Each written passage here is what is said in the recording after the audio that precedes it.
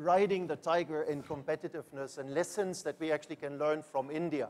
I've had the pleasure to be linked to India over the last 25 years, so I'll take 10 minutes to give my 2 cents on where I think we are and what is happening.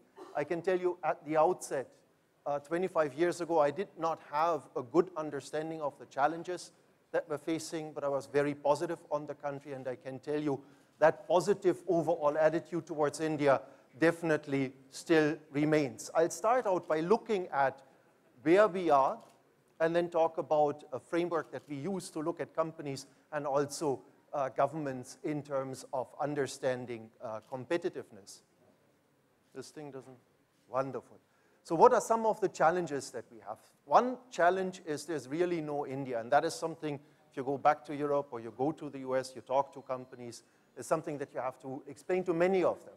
We are de facto the European Union of Asia, probably even much more complex, whether it's on a GDP per capita basis where we have a large spread, whether it's on social progress indicators. If we're looking at the same GDP per capita, states have done very, very differently in terms of their social progress. We do have an advantage, and that's a demographic dividend. I was just on an expert working group on digitizing Germany, and I can tell you there's a marked difference when you're in a market such as Germany, which is older, where de facto a lot of adrenaline, excitement about new technologies and moving on to the new world is actually lacking. Right? There's more concern about data security. Over here, overall, if we talk to customers, if we look at consumers, the excitement about moving forward, leveraging technology because of its opportunity is very, very high. Now, clearly, a demographic dividend requires you to create the kind of jobs. We talked about that earlier. Germany is a little bit lazy as far as demographic dividend is concerned. It requires you to create an environment where it's not only the number of people that drives growth, but also productivity. Because again, productivity growth at the end of the day translates into higher living standards. Inequality is an issue. I don't think I have to talk about it in detail. It is an issue that's being talked about a lot in the West, but we have it here firsthand. Right? If we compare our lives with some of the lives that we see around us when we drive through the city, it is clear that that is an issue. It is clear that that is rightfully the focus of governments in terms of how to create inclusive growth. If we look at quality of life, again, dramatic improvements over the last 25 years. There's no doubt about it. Right? If we look at India today, we look at India in the early 1990s, no comparison. But still, if you go and sell, for example, trucks in the mines of India, or you go into the rural areas of India, there is a lot of work that still needs to be done. There's a lot of opportunity in terms of improving the overall standard of life of people. Education was talked about earlier. Yes, we are doing well on primary education. Secondary is an issue, tertiary is an issue, and also outcomes, even in primary education, are a challenge. Right? People pay money and significant amount of money for schools, but the children are not always getting the kind of education that they deserve. Healthcare, again, an issue. Now, if we look at what this means, or how we can understand it, basically, if we think about VUCA environments, whether it's for companies or for governments, we believe that there are 6 levers that we can use to really drive change and improve the situation. One is operational excellence. Now, if we look at operational excellence from a Government of India perspective, we are a country where 7% of our formal employment is in government-owned companies. 14–15% of the GDP is linked to PSUs. Now, clearly, there is a massive need for improvements, for restructuring. Not always easy. We at Roland Berger did the restructuring of all the state companies when East and West Germany joined. It is a difficult task. It's a task that also needs to be faced because you can't simply let go of everybody in one shot, but it is a task that needs to be addressed. And it's a task where we need to find an Indian solution.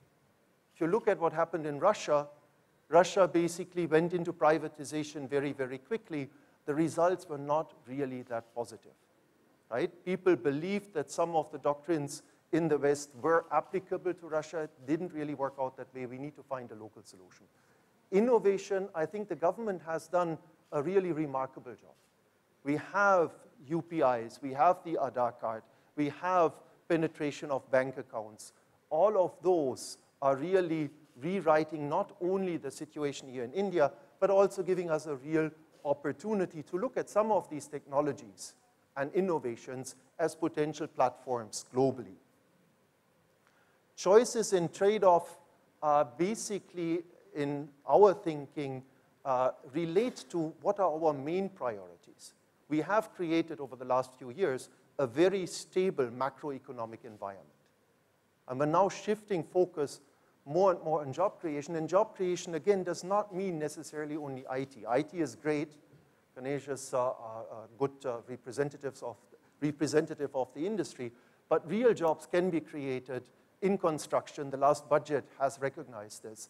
In textiles, in leather, in tourism. There's lots of opportunity that today is really waiting to be tapped.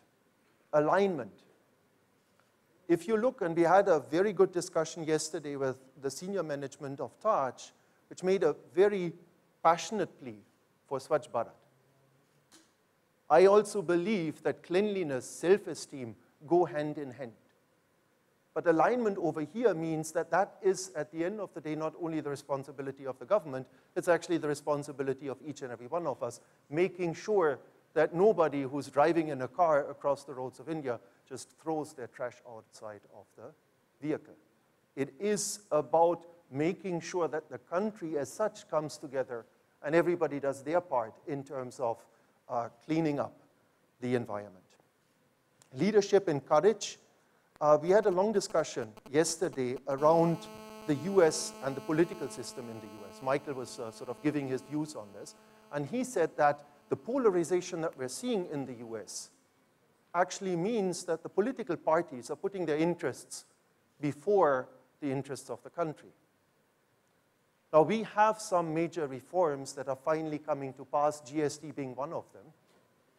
And I think that is an area where generally, irrespective of who is leading the charge, we need to make sure that this cooperation is actually a hallmark of India, because I firmly believe that that is an opportunity to create competitive advantage vis-a-vis other players. And last but not least, agility and serendipity. Agility in government is a little bit more challenging. Your responsibility is much higher. If you're running a company, it's nice, it's an important job, but overall your impact is somewhat limited as compared to government. The kind of change that you can drive, the amount of money that you move, the impact that you have on people's lives in government is just disproportionately higher. So clearly it's a large super tanker. Clearly you can't shift it in one go from left to right. But in my opinion, and I'm a little bit a fan of the cluster theory, not a little bit, I do believe it's a good theory, I do believe it's necessary. When you have an opportunity to develop these clusters, then don't get in the way. Right? And I'm clear that the government is really trying to make sure that they're not getting into the way. I believe that this is something that needs to be focused on. If we look at startups, for example, it is an opportunity to drive employment in the country. It is something where we simply have to focus and see how we drive it and support it. So to summarize, the world is getting increasingly complex. It's always been complex in India.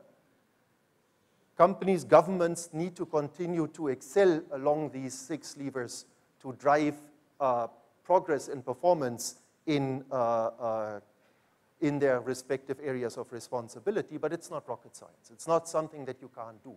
It requires consistent execution, and in the case of politics, it also requires cooperation across the aisle. With that, thank you very much.